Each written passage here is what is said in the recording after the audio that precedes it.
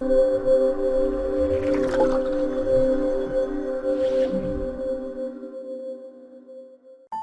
आपके पास भी हाथ और पैर हो, लेकिन अगर आप ये 3 चीज़ें नहीं जानते, नंबर 1 कि आप कौन हैं और आपकी क्या वैल्यू है, नंबर 2 आपके जीवन का उद्देश्य क्या है, और नंबर 3 अपने उद्देश्य को प्राप्त करने के बाद आपकी डेस्टिनी क्या है, तो आप एक बिना हाथ पैर के व्यक्ति से भी ज़्यादा डिसेबल हैं।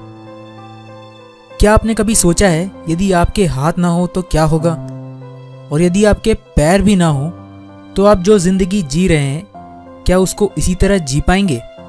शायद नहीं।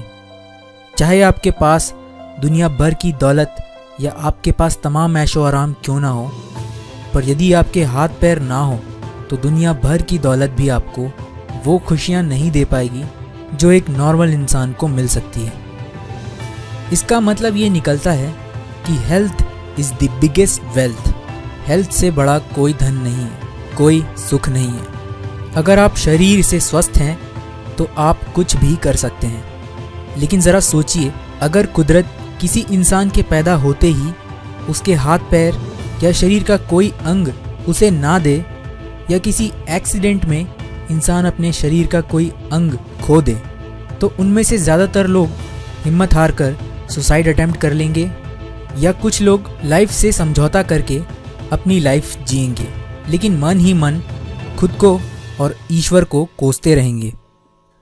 पर दोस्तों, आज मैं एक ऐसे इंसान की बात करने जा रहा हूँ जिसने ना केवल अपने आप को ऐसी परिस्थितियों से निकाला, बल्कि शारीरिक रूप से संपूर्ण लोग जिनके पास दुनिया भर की दौलत है लेकिन फिर भी उनमें निराशा है, दुख है, ऐसे लोगों को उसने ऐसी अंधकार भरी लाइफ में जाकर रोशनी दिखाकर सही राह दिखाई है। मैं बात कर रहा हूँ निकोलस वोइचिच की। निक का जन्म हुआ था 4 दिसंबर 1982 को मेलबर्न, ऑस्ट्रेलिया में। टेट्रा एमेलिया सिंड्रोम बीमारी के कारण माँ के गर्भ में ही निक के हाथ पैरों का विकास नहीं हो पाया और जन्म के समय से ही उसने बिना हाथ पैर के एक बेबस अपाहिज जीवन जिया। अपने स्कूल के दिनों में निक ने शारीरिक रूप से संघर्ष तो किया ही, बल्कि स्कूल में उसके अपाहिज होने पर बाकी बच्चे उसका खूब मजाक उड़ाया करते थे, जिससे मेंटली और इमोशनली कोई भी बच्चा टूट जाता। स्कूल में निक का कोई दोस्त नहीं बना और अकेलेपन और नाउम्मीदी ने उन्हें इस कदर तक तोड़ दिया कि 10 साल की उम्र में उन्होंने आत्महत्या करने की कोशिश कर डाली। जी हाँ, उनकी उम्र केवल 10 साल थी। जिस उम्र में कोई भी इंसान दुनिया के बारे में सीखना शुरू करता है, उस उम्र में उन्होंने दुनिया के तमाम दुख और सितम देख लिए थे। लेकिन माता पिता और अपने भाई बहन के प्यार ने निक की हिम्मत टूटने नहीं दी और उन्हें आत्महत्या करने से रोक लिया। निक बाकी बच्चों की तुलना में काफ़ी अलग थे, क्योंकि वो लगातार अपने जीवन को जीने के उद्देश्य ढूंढते रहते थे।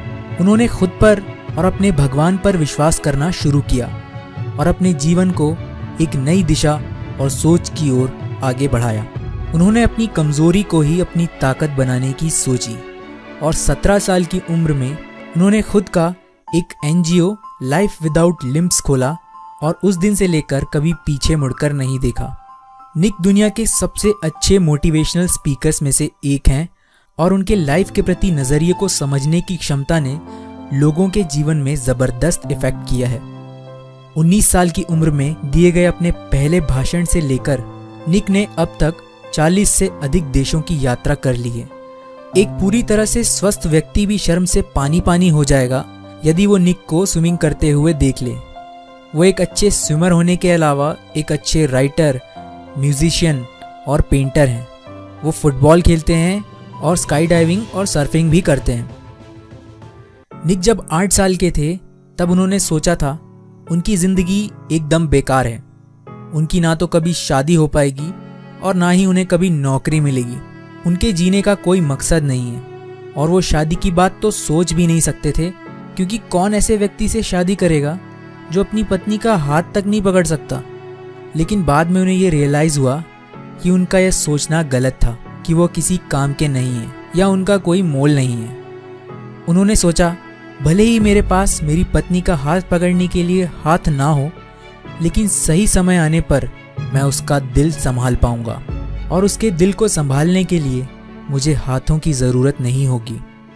आज निक ना सिर्फ शादीशुदा हैं बल्कि उनके बच्चे भी हैं। निक कहते हैं, मेरा यकीन कीजिए, उम्मीद खोना हाथ पांव खोने से कहीं ज़्यादा बुरा है।